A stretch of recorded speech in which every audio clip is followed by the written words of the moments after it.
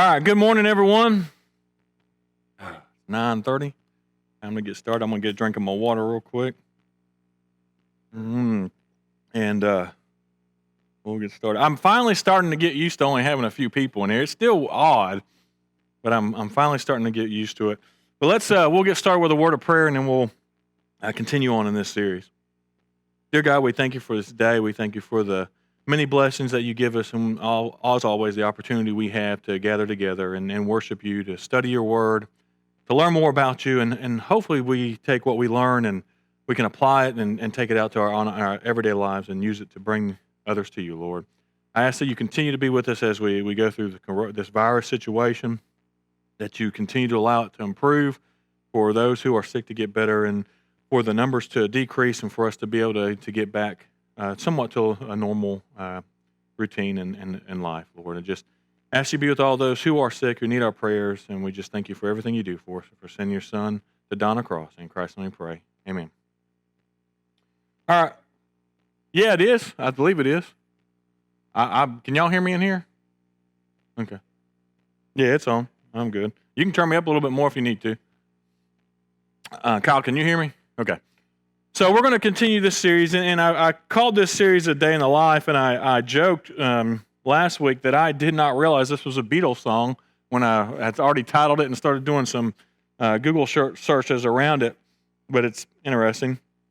To review real quick, what we've done and what we're doing is we're going through the lives of, and in this situation, we're going to try to cover three aspects. This one here is where we're going through a non or unchristian, non-church person, as we use a lot of times in the vocabulary. Basically, people who've never really had any kind of church introduction or existence whatsoever. What we're going to start next week is we're going to look at things from a Christian standpoint, people who kind of grew up in the church, raised in the church. And then the third part of this series that we're going to look at is going to be life as a Christian, kind of from two different viewpoints of how we should go through our everyday lives, and maybe what that will look like in some cases, and what maybe it should look like in other cases. But I'm going to stick with two terminologies. I'm going to present these every week, and the first one's sympathy, and that is a shared feeling, usually of sorrow, pity, or compassion for another person. You show concern for another person when you feel sympathy for them. So you feel bad for them, you feel bad for their situation when you express sympathy. But what we're looking for here is empathy. And this is going beyond sympathy. It's stronger than sympathy. Say that real quick and you get tongue-tied. It's the ability to put yourself in the place of another and understand someone else's feelings by identifying with them. So actually kind of putting yourselves in their shoes to understand what they're going through and have more of a connection with them, and that's empathy. And so that's what we're looking for as we go through this series. The verses I'm using around this, and we'll go around these every week, and that is 1 Corinthians 9, verses 19 through 23. And this is where Paul's writing to the Corinthians. He says, "Even though I am a free man with no master, I have become a slave to all people to bring many to Christ. When I was with the Jews, I lived like a Jew to bring the Jews to Christ. When I was with those who followed the Jewish law, I too lived under that law. Even though I am not subject to that law, I did this so I could bring to Christ those who are under the law. When I'm with the Gentiles who do not follow the Jewish law, I too live apart from the law so I can bring them to Christ, but I do not ignore the law of God." And that's the key thing here. So when I talk about the things and I talk about a lot of the scenarios that we're looking at through this series, I'm not in any way saying that, we need to involve ourselves in the sinful lifestyle of some of the people that we talk about, but we need to understand, and when we see the things that they are going through in our experience and are doing, we still need to have an understanding of that and maybe why they're doing it. So we can still have empathy with them, but not jump in and do the things that they are doing. So I want to express that. He said, but I do not ignore the law of God. I obey the law of Christ.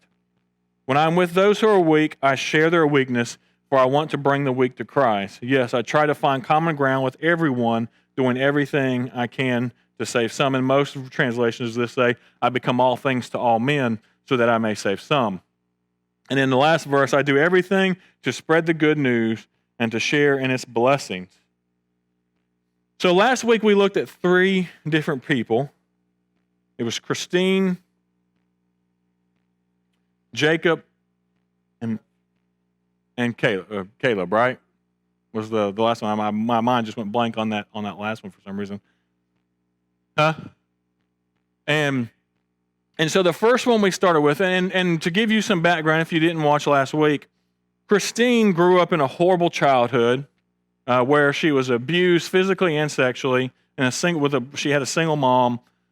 She had abusive relationships, and then when she was 16, she found out she was pregnant and she had an abortion. And we kind of looked at some of the things that, if you do some searches around social media and the internet around this stuff, and if you were in her situation, you saw things that if I was this person and I was in their shoes, then there was no way I would show any interest in coming and being part of church because of that. And so what I wanted to do, and I said last week, that was that was a hard thing to look at when you see some of the things and you see that people actually do and say some of the things that they say.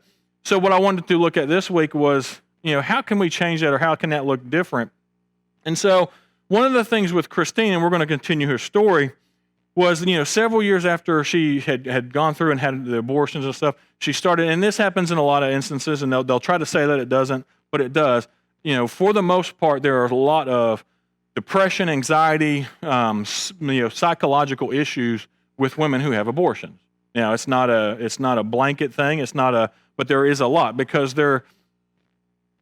it's a mental thing that you know of, and I'm not going to get into the details of it, but there's a ton of studies around it.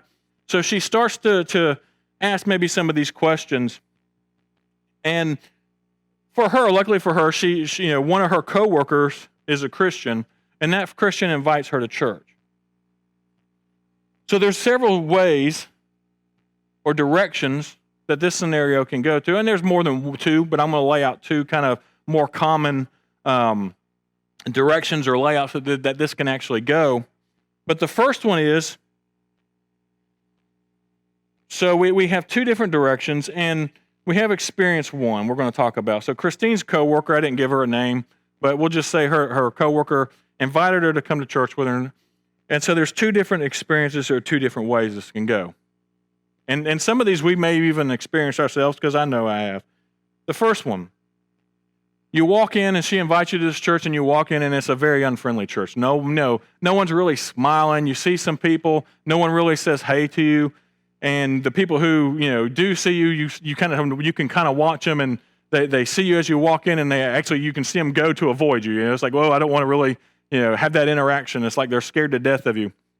And so you go in and you sit down, and we're going to say that maybe your friend who you work with or who she worked with knew that particular Sunday they were going to be doing a series or maybe a lesson on abortion or something around that. And so that's why she invited her. So maybe it would be good for her to have this experience and to see what the Bible has to offer. But then the person who gives the lesson, they get up and they start to talk about it, and the things they talk about is how evil abortion is, and how everyone who all these people are murderers and they're all going to hell, and all this. It's kind of this hellfire brimstone type sermon. And you have someone in the audience who has had an abortion and who has done these things. And what do you think her reaction is going to be? Good. Not good, right? It's going to make her feel very unwelcome. Go ahead. We had a minister who was involved in California who was involved in dealing with abortions, stuff like that. And he got up one morning and really lit into it. And I got up afterwards and I said, hey, God forgives everybody. Yeah. And God loves us when we repent and do what we want us to do. So I didn't want to leave the impression for people out there that was it. It's all over for you. Yeah. You have to remember God loves you. And God wants you to come into grace with Him. Yeah. So to repeat what Steve said, basically he was in an audience where this happened, something similar to this happened, and he got up afterwards and said, talked about God's grace and forgiveness for those who have, and that's what we need to do.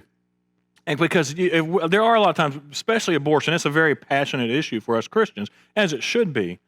But we have to learn how to express that passion in a way that's not going to, run someone who may have been through that situation off. Because a lot of times, like I talked about last week, we live in our own little bubble sometimes, and we forget that there are people out there who go through situations and go through horrible life experiences and make decisions that they feel that's the only decision they have at the time.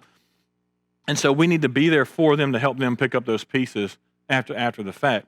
And so there are a lot of times, and I've been in it, I've seen it where these kind of things have been said, if not from the pulpit or the stage, but from the audience, itself, if there's a class or some things like that said as well. So, and this is why these two perspectives are important to see, because yes, there's truth in what's said about abortion being murder, and those that practice it and continue, they don't seek forgiveness. Yes, the Bible talks about their fate, but there's a way to present that without, kind of the hellfire brimstone bringing someone completely down and, scaring them to death and running them off when doing it. So then we can look at experience 2 or direction 2, where they invite her in, and maybe this is a situation where the friend knows, again, we talked about the friend knows the background. So maybe she gives some of the people who are going to greet her a heads up of, hey, this is the situation, kind of give her a little bit of background information. And so when they see her, they're warm and welcoming, right? When she walks up, they're warm and welcoming. She comes in the building, everyone introduces, treats her like family. She feels like when she walks through the door, immediately that this is, these people are just super friendly and warming. And as she's going through, someone hands her some information about ministries that are in the church. And as she's flipping through the little pamphlet on the ministries, she sees one ministry, and it's called the Unplanned Pregnancy Ministry. And the title of it's Embrace Grace. And this is actually a true ministry. I'm not going to tell you where, but it is. And, it talks about how, it talks about those people who have had unplanned pregnancies or are in the midst of it, and maybe they had an abortion, of how, we can come about and how forgiveness is on us. And then, so that same Sunday, again, we're in the same situation where there's going to be a lesson on this particular subject of abortion, and the minister or teacher, whoever gets up, has a lesson on it, but does it in a way where, yes, we see that it's something that's condoned. It's God does not approve of this, but at the same time, he talks about the love and forgiveness and grace, like Steve just talked about, of Christ. And then maybe even take it a little bit further. Maybe there's some real-world examples of women in the church who have gone through that and have come through and given their life to Christ. And maybe they give a testimony, or maybe they're available for you. If you need to, you can go and talk to them, and they can talk about their experience with you and what the way they've come through it. So now let me ask you this: if you go through these two different examples, which one are you going to stay, and which one are you going to run away from? Right? That's pretty obvious. And then this is the kind of stuff that I think sometimes we overlook, is because there's a lot of times that we do not put ourselves in these people's shoes when we know they're coming, when they're going to walk in the door. Especially someone like me. I mean, they're not everyone who's in the church. Obviously, we have people who have had rough backgrounds and had gone through a lot of things. Someone like me, it's a little bit harder for me to put myself in someone like this' shoes, because I've never had to experience that or see it. So the best I can do is show empathy and try my best, but you never really know. But if you can take someone who's done it, been through it, lived through it, and converted, and you can connect them, then wholeheartedly you're going to be able to change that situation so much better. So that's kind of Christine's experience. And what we want to see in this, in a day in the life, we want to see experience 2 happening in the church. Where people walk in with a ton of past baggage, and we have people in the church who've experienced that same baggage and are willing to work with those who are coming in and help them relieve that and show them, hey, look, you're not the only one, you're not lost. We can help you get through this. And then the same thing in a lot of our messages too. A lot of people, and I'll take a side. I was going to do it at the end, but I'll do it now. A lot of people say, well, Chad, you're just watering down the message. You're watering down the Bible. And that's not the case. If you look at the way Christ, those same people would actually accuse Christ of watering down the message then. Because if you look at his experience and how he treated every single person from Zacchaeus, who was a tax collector, from the woman at the well, to the lady caught in adultery, to everyone who was in a life of a very sinful lifestyle, he was very compassionate. He was truthful with them, but in a loving way. He didn't, bark at them and just, attack them. And I believe he showed empathy for them. I think he knew, he could see, he knew what they were going through, what they were experiencing, and he was able to connect with them and show them compassion. Still told them the truth at the same time, but did it in a loving way. All right, so last week we looked at, the second one was Jacob. And to give you, for those who were not here last week, Jacob's background, he was born to two parents, and obviously all of us are born to two parents, but they were married when he was born, but as a toddler they got a divorce. He was raised by, they both actually at that point came out as gay, his father and his mother, but he was raised by his mom and her partner. And we talked about a lot of the fact that they were active in gay rights events and parades, and some of the horrific things that were said to him, and all the way up to the fact that urine was thrown on him. So if we catch up with Jacob after midway through his childhood, about high school age, Jacob has a close friend who is a member of a local church, and she invites him to come to church and experience it with him. Well, his background, he's very hesitant because of the things that he has seen and the things that have happened to him, but she convinces him to come. And I'm only going to do, well, actually, I'm going to do both. So he's in high school at this point. So that Jacob's here is a little bit younger than what Christine was when she started going into church. And his best friend, who's, I say his best friend, a good close friend of his, invites him in. So he could have two experiences, and we'll go through this. And so he could go into experience one, and he went to the youth group events that they were having at the church. And we could have someone, get up and talk about homosexuality and how it's an abomination and how they're all going to hell. And, some of the things that we see, the rhetoric we see a lot of times, either, in comments and on Facebook and social media and even on the media itself. And kind of we could live up to, or that congregation, that experience could live up to how the media tries to portray us and people try to portray us in the real world. Or, obviously if he goes in and has a experience like this, he's not going to stay. He's not going to come back to that. And he's not going to have anything to do it.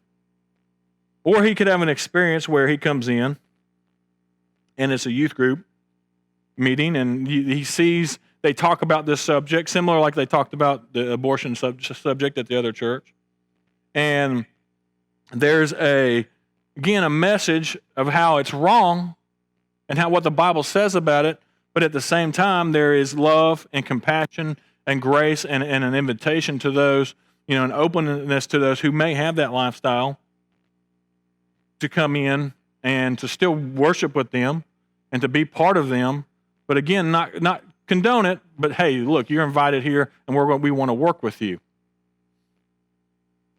So later on, he continues to go. Jacob continues to go with this friend, and then he's converted and he becomes a Christian. And then as he grows up and he goes into college, he decides, I'm going to become a preacher. And he becomes a preacher.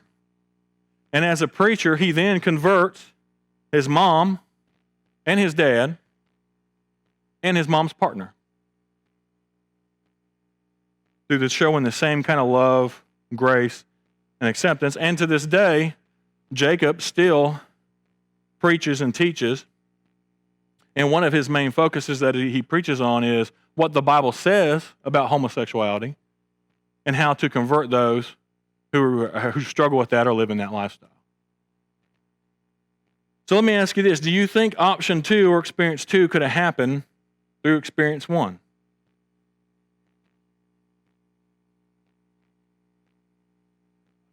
and 2 we haven't looked at. I'm sorry. Experience 2 was the. I'm sorry. I might have gone through it real quick, too quick. Condemned it right Yeah, away. yeah, condemned it right away. I mean, so, and that's the thing is, it's amazing what can happen if you show that compassion and that empathy. If someone walks into a congregation and there's this teaching on it and it's constant, it's all condemnation. Even in I've been in somewhere you walk in and from the opening prayer to the closing prayer, it's talking about this particular subject of homosexuality. I mean, they mention it in prayers and how let's get rid of it and those kind of things. And so there's a way to go about that, but you've got to learn, especially as a church, if we're going to tilt ourselves or try to opening ourselves to the outside world, we're going to have to learn how to show compassion and how to empathize with people who come from all these different backgrounds. Because if we get up and we say things, these absolute statements with just harsh undertones and what's going to happen, it's going to drive people away. You're not going to run people. And again, I'm not talking about, people will accuse you if you don't do the fire and brimstone and the say it like it is type things, then you'll be accused of watering down the message. And I don't think that's the case. I think you can take it and you can present the message in a way similar to how Christ did in a loving way, but still let people know that, this is wrong, but this is the options that we have to, the love and the grace that's behind it. So that's Jacob's story. And then the last one, was Justin.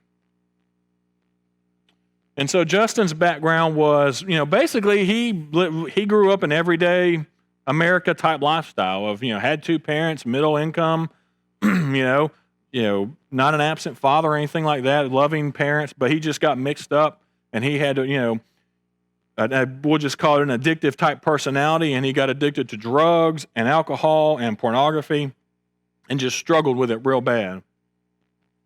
And so as Justin got older, we talked about his experience of trying to look up some information about church and trying to get himself better. But there was just a lot of, when he looked it up and did some of these searches, there was just a lot of just hateful things out there that he saw. So Justin decided, if I'm going to get myself better, then I need to do something about it. And he didn't like the what he saw about going to the church idea, so he thought, well, I'm going to go to either AA or I think it's called NA for Narcotics Anonymous, but Alcoholics Anonymous, and work through that. So he gets involved in that, and he becomes friends with someone in his group, and they invite him to church. And he's reluctant, and he kind of pushes him off for a while. But then one day he says, "You know what? I'll go." And he goes, and we're going to kind of go through. So experience 1, he goes, and they're kind of friendly, not standoffish. They welcome him. He's invited. He feels invited and kind of welcome and a little bit of warmth there. But they maybe talk about this subject a little bit, and and some of the comments that are said is, you just got to show them tough love, or if they really wanted to get clean, then they'd really get clean, and they'd make their lives better, and someone like they're trying to be helpful, and they some of the things that they're saying, they feel like they're trying to be helpful, but there's really no one there that's really ever gone through it or experienced it and can help guide it. So it wasn't a horrible experience, but it wasn't the best, and so it kind of pushed him away a little bit. And so he's like, well, I'm just going to stick with my AA group and go through there. And that can be, I've seen that happen before. I've walked into scenarios or sat in classes where I've seen things like that said. But it could be experience 2, where he goes into church, and as he walks in, it's very open and loving, friendly like the other one, but maybe a little bit more. And then they hand you some literature maybe, and you look and you're going through and seeing the different ministries that they have, and one of the ministries is Celebrate Recovery.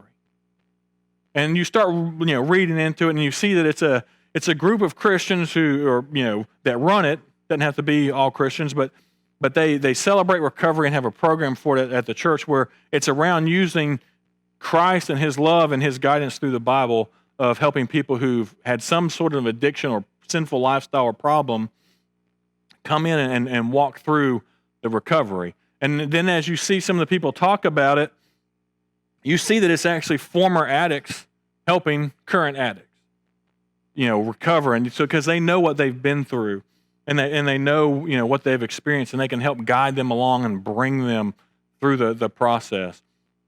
And so Justin decides, you know what? I'm gonna belong to this. These people are really trying to help me. And through that process, Justin's converted and becomes a Christian. Again, what's the difference between 1 and 2 there? Because this one's a little different. The other one's 1 and 2. There's a pretty stark contrast, right? Of the damnation side of things to the very loving and open grace side of things. This one's a little bit closer. They were friendly on number 1 and trying to be helpful on number 1, but number 2 they took it a step further, right? They went above and beyond with actually having a program and having former addicts that they've recovered and helped out, because they know people who've been there and done that and can help them get through it. And that's kind of the points that I'm trying to get to and help people understand, because there's some common denominators in these different things here under these different situations. And I'm going to ask this question for the group in here and those out there who can ask. What was the one thing that all 3 of these had in common as to why they came and showed up at church? Reached out to them. Right. And tried to help them where they were at and guide them in the right direction. They all had a friend. They all had a friend, right? They all had a friend who invited them. It wasn't the preacher or an elder or a deacon, although we're supposed to do that. They had a friend who they invited to church, right? Or they had a friend who invited them to church, all right? The ones who were successful, what's the experienced 2s in all of these that were able to, when someone was invited and showed up, what was the common denominator in all 3 of those? They showed love and compassion and grace. They were ready for them, right? They expected them to come and be there and were ready for them to be there. And then the third thing, which the message style and the things that are said to them and the comments said to them, if they sat in, it was truth, but it was done in love and compassion and grace. And that's the experience and the things that I want us to look at ourselves. Now, as from my perspective of our church here in Lake Park, I think we do a pretty good job in a lot of these areas. But with anything, I always think there's room for improvement. There's always ways to get better and to go above and beyond. And I would almost put us in the category of Justin, with very friendly, but just maybe not have enough experience yet to help someone in that situation. I don't know if we have that, or if we do, are we ready for it, and are we prepared for something like that? And so those are the different kind of areas I look at. And so, how is our worship experience? How would most of you in here, and you can at home can answer yourselves or comment on it. If you come in here, how do you feel like our worship experience is for the most part? For someone who would be from an outsider's point of view. Traditional. Very traditional?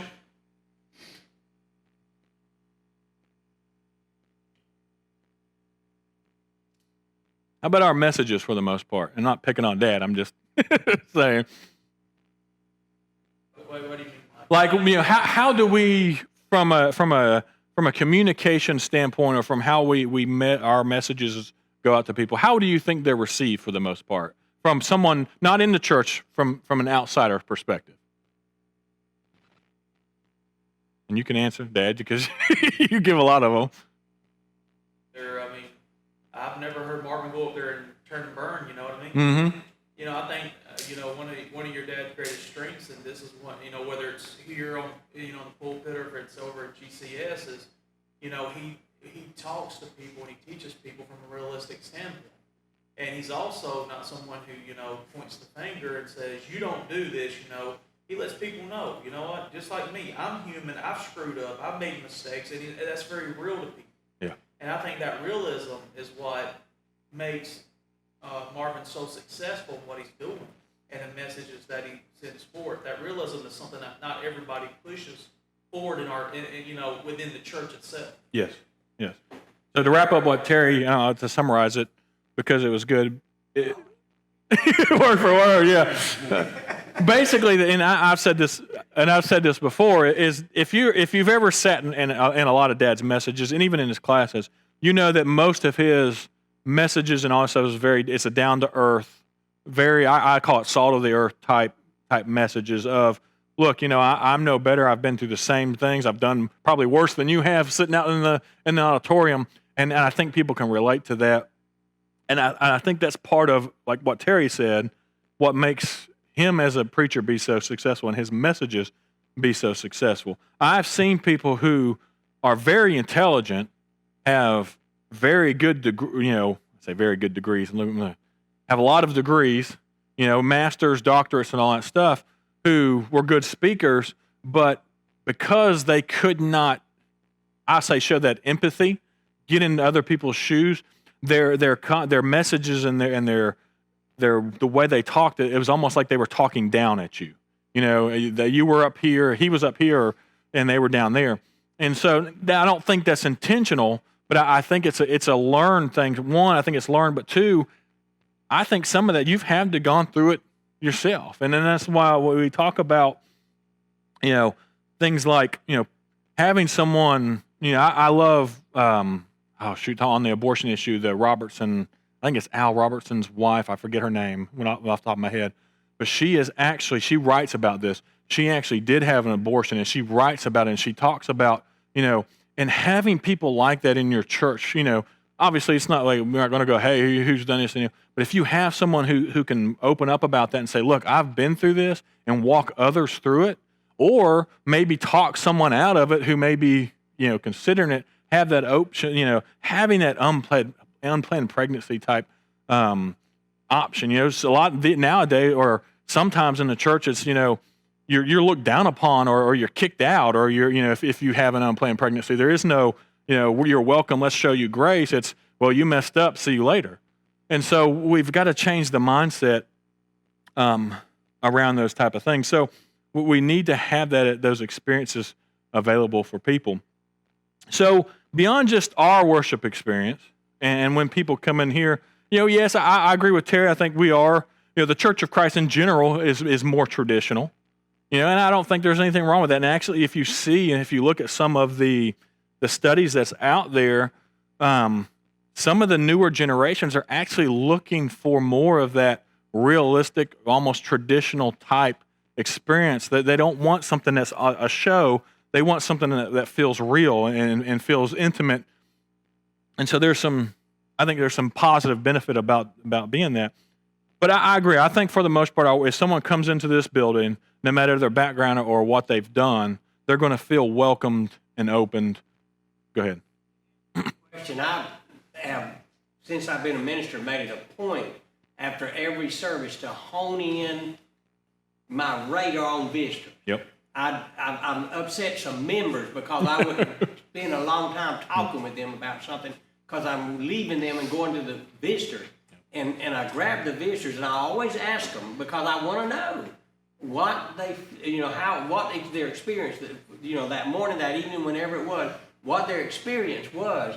And for the vast majority, they have always given and maybe some of them just being friendly, I don't know. But the vast majority of them really sing the praises of the church here and said they felt welcome as soon as they come in the door. Some people say we felt like family as soon as we walked in the door. We've had several members of other congregations that have visited us that have also said the same thing. Yep. And so that's to our credit, I think. Not that we can't do better, but No. I think we are at least headed in the right direction. Well, and to speak to that a little bit, Dad talks about how he hones in on visitors, and he does. I mean, even in our meetings, the last thing that Dad talks about every meeting is make sure that we improve on greeting our visitors. We can always improve that. But one of the things we started doing here in the beginning of this year, we actually started sending a survey to people who visited, asking them, hey, what did you think of our services and where can we improve? And for the most part, the same thing that Dad said, and that's a area where they're not sitting in front of your face. They're typing the keyboard and say whatever they want. Most of it was a positive, not to pat ourselves on the back, but most of it was a positive. There was some things, hey, this would be nice to see, and so it's good for us to see those because, we get in our ruts sometimes in the church, and you get in that zone and you kind of tune some things out sometimes. So it's good to see. So beyond our worship experience here, because the idea, and one of the things I'm trying to push and I want to push is, our evangelism and our experience in reaching out to the world needs to be beyond the four walls of this church. So my question then is, what kind of Christian influence do you have? Think about what are the things that you say or have said. And I look back sometimes and I look back at some of the things that I've said to people and I cringe almost because it's like, at the time I thought, I was doing great and I was doing what I was supposed to be doing. And then you look back and it's like, man, that was not useful at all. And in fact, that probably drove that person away. Go ahead. I've written sermons that I preached 20 years ago that I've since thrown in the trash. Yeah. So Dad just mentioned that he written sermons that he preached 20 years ago that he's thrown in the trash. And I can think about that. I mean, there's things that I've written, and I can go through my Facebook, and there's times where I want to go back through my Facebook 10 years ago and just want to delete some of the things that, and I hope no one ever goes back and looks at all of them because, at the time you think, well, you're trying to prove your point, you're trying to show what's right, you're trying to stand firm, but then at the same time you're just driving people away, and maybe it's truth of what you're speaking, and maybe some of the things that you're sharing, yeah, there's a truth to it, but it's not the truth in love, right? It's just plain truth, and sometimes there's, I've seen some things that are shared, and there's no love behind it, and in fact, that's the exact opposite. There's some animosity, and there's some, I won't say hate because that's a strong word, but there's some really strong feelings behind some of the things that are shared. And so, you think about that. You just kind of think back. I mean, you probably do it just the last week, and think back through what is everything that. Then you think of the things that you've said to people, or that you've commented to people, or have said about people, and to them, or maybe it got back to them, and you wonder, is this the experience? Or is this the Christian influence that I want others to see if I'm going to try to get them in the church?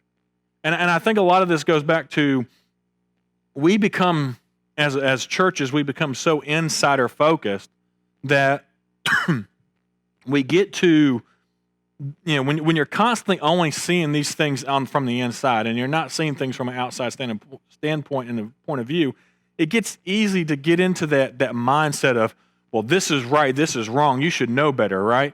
And so you lose that empathy that you have, with connecting with people. So I think we need to make sure we open up and we connect with people outside of our Christian world. That's another problem so many times too, is we've become just, all of our friends, and this is good, right? I mean, we need to have Christian friends, but that's all of our friends, right? We don't even, if someone's not a Christian, we don't hardly have anything to do with them. And so how are we going to influence someone if we don't befriend people who are not Christians? And so I think sometimes we've got to step out of our little bubbles a little bit and expand that so we can bring other people into it. So that's kind of my first scenario. It's I don't know how I feel like about going through the rest of them. I may change it up a little bit. But I told my sister, and I promised her I'd tell her which one of those was actually a true story. And the true story is Jacob. He was the one that was born to parents who divorced when he was a toddler, and his parents decided they were both gay, and so he was raised by his mom and her partner, and they did go to. They were very active in the gay pride events and the marches, and he did. He talks about all the things that were said to him by quote unquote Christians, even to the point of having urine thrown on him as a kid. And growing up, he had a friend. I don't remember if it was his best friend, but it was a close friend who invited him to church. She invited him to church, and he went, and it was a wonderful experience. And it was a youth event where they talked about love and grace and forgiveness for everyone. And it wasn't the damnation and the condemnation and all this, everyone's going to hell type thing. It was a very loving and open. And so eventually he was saved, became a Christian, and then grew up, continued to go through the church, even though his moms didn't agree. And then he did go into seminary and become a preacher. And he talks about the day that he was preaching, and he invited his two moms and dad to come, and then he talks about them coming, and then that experience of actually converting them and helping them change their lifestyle. All because someone who was close to them invited him to church, and that experience of going through that was one of love and compassion, and not one of, talking down and almost hatefulness around that situation. That can be hard for us sometimes. But and then the rest of those scenarios, they're I say true stories. They're not one particular person. They're testimonies from different people who've gone through different experiences, the good and the bad.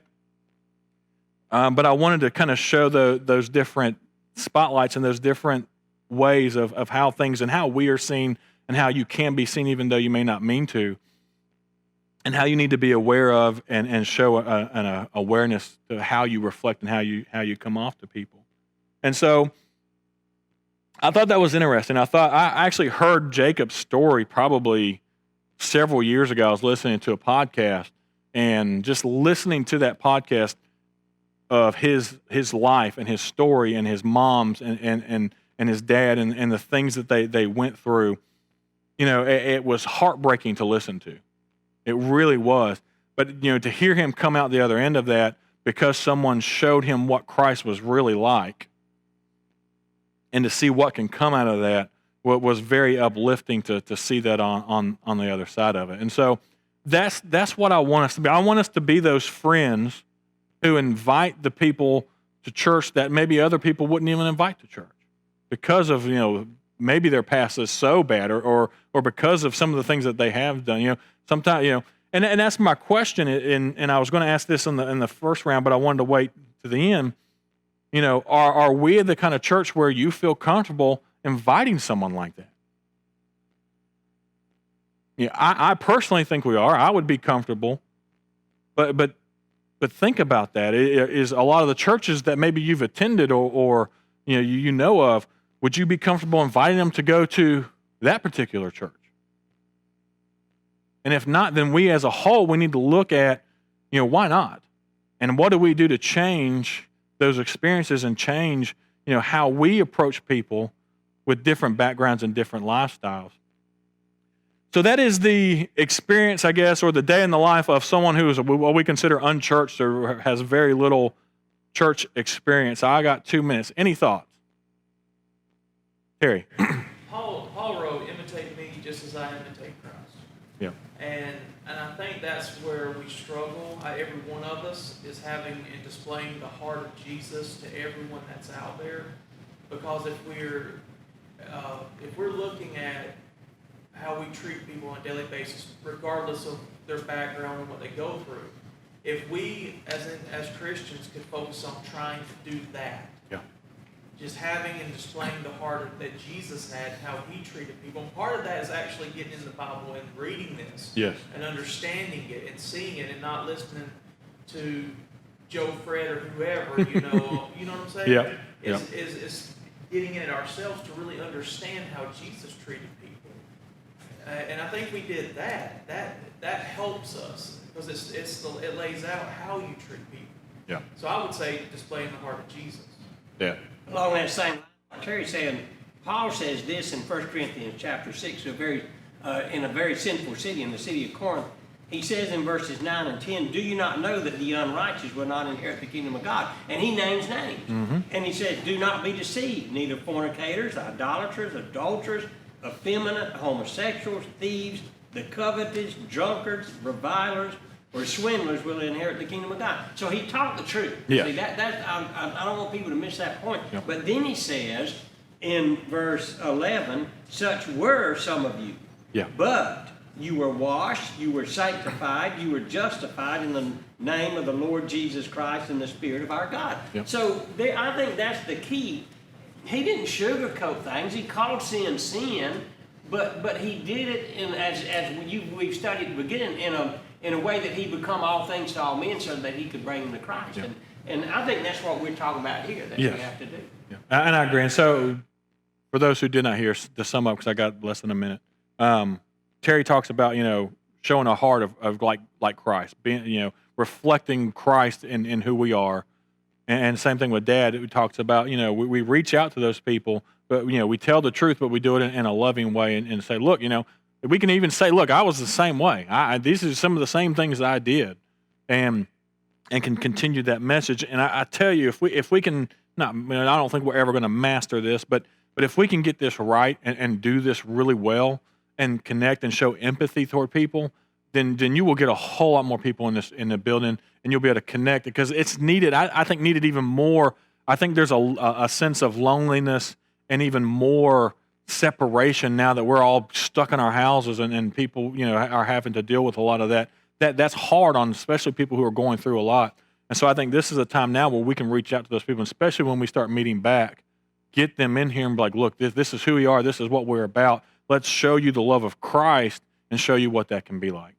So I'm over by a couple of minutes, but next week we will look at things from a Christian standpoint of those who've grown up in the church and some of the things that they experienced growing up in the church. Thank you.